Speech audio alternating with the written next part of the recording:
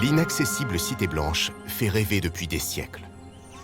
En 1527, Hernán Cortés lance ses soldats vers la cité aux pyramides d'or.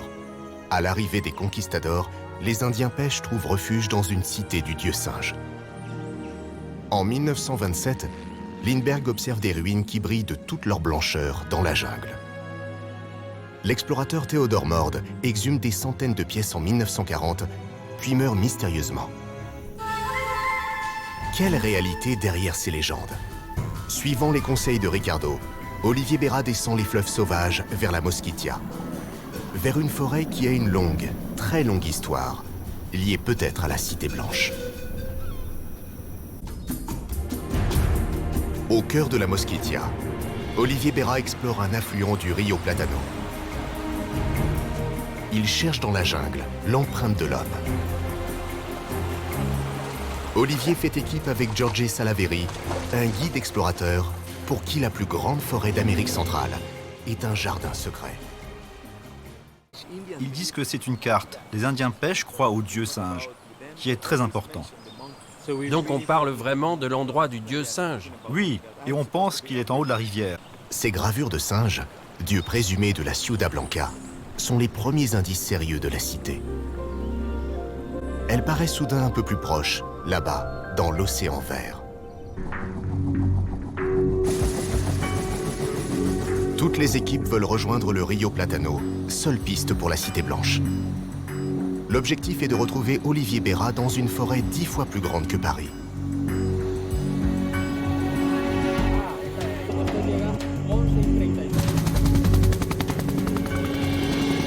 Chargé à bloc, le vieil hélicoptère Huey, qui a fait la guerre du Vietnam et d'autres encore, tortille sur la piste.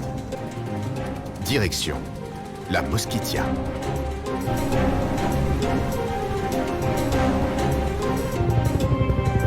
Comme souvent au-dessus de la Mosquitia, le GPS a des faiblesses et les repères sont inexistants.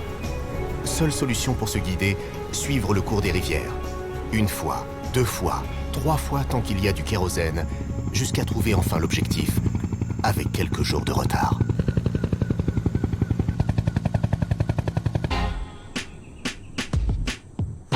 Les eaux pures mais capricieuses du Rio Platano emportent The Explorers dans les dédales de la Mosquitia.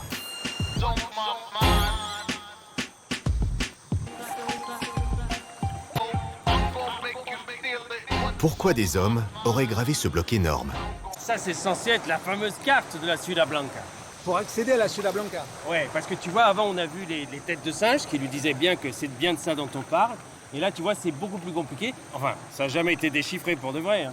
Mais normalement, ça, c'est une vraie explication que les gars, ils essaient pour dire, OK, c'est par là. Alors, tout le monde est sûr qu'on parle d'une cité. Les pêches parlent tous de la cité. Bien sûr. Et depuis 1000 ans, tu vois, la carte est là. Ouais. Et jamais personne n'a su l'expliquer depuis, tu vois, pour savoir où est-ce qu'on va trouver la cité. Le président a finalement accepté. Il envoie un hélicoptère pour déposer l'équipe à la Cité Blanche. C'est un soulagement. The Explorers n'était plus qu'à une centaine de kilomètres de la cité, mais peut-être à des années-lumière dans cette forêt. Archéologues ou explorateurs, personne aujourd'hui ne regarde plus cette jungle de la même façon.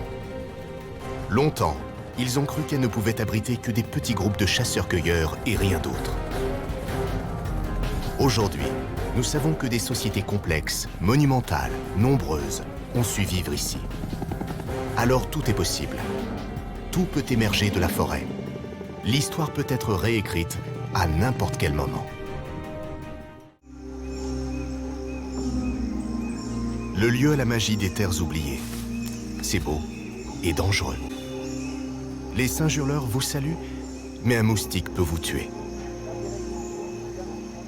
The Explorers partage le camp avec les militaires qui veillent sur le site.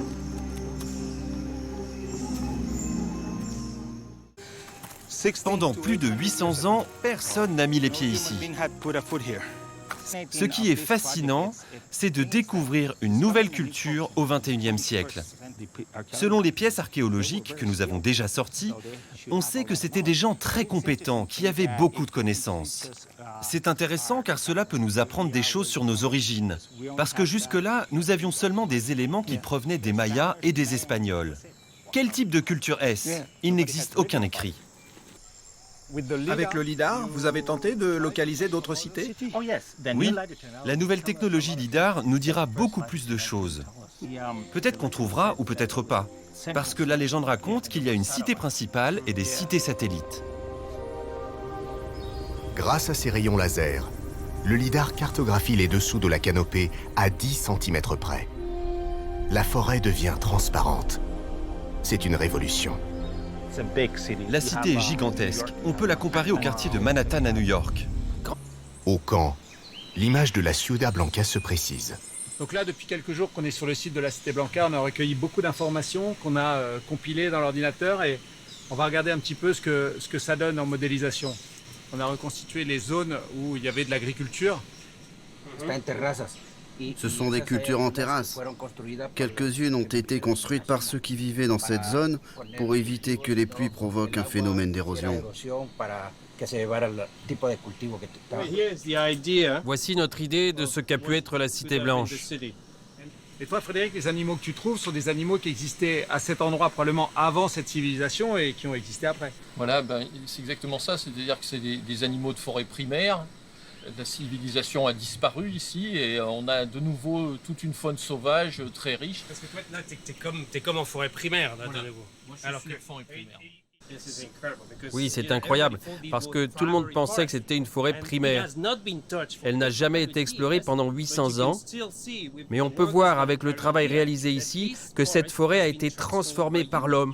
Ils ont vécu dans la forêt et ils l'ont préservée. C'est incroyable. Ils n'ont jamais arrêté de chasser. Ils profitaient de toutes les ressources, pas uniquement de l'agriculture. C'est typique de ces civilisations. Ils conservaient la forêt pour la chasse et pour récolter certaines plantes et des fruits. Et c'est ce que nous voyons ici. Ils séparaient bien la zone agricole de la zone forestière. Nous pensons qu'elle devait ressembler à cela.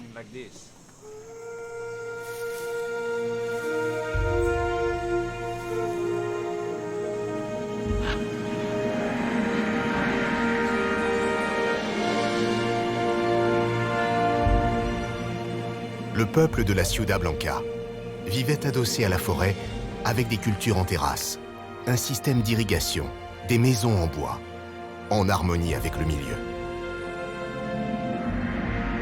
Il n'a eu d'autre choix que d'inventer un art de vivre avec la nature, de bâtir une sorte de métropole écologique avant la lettre.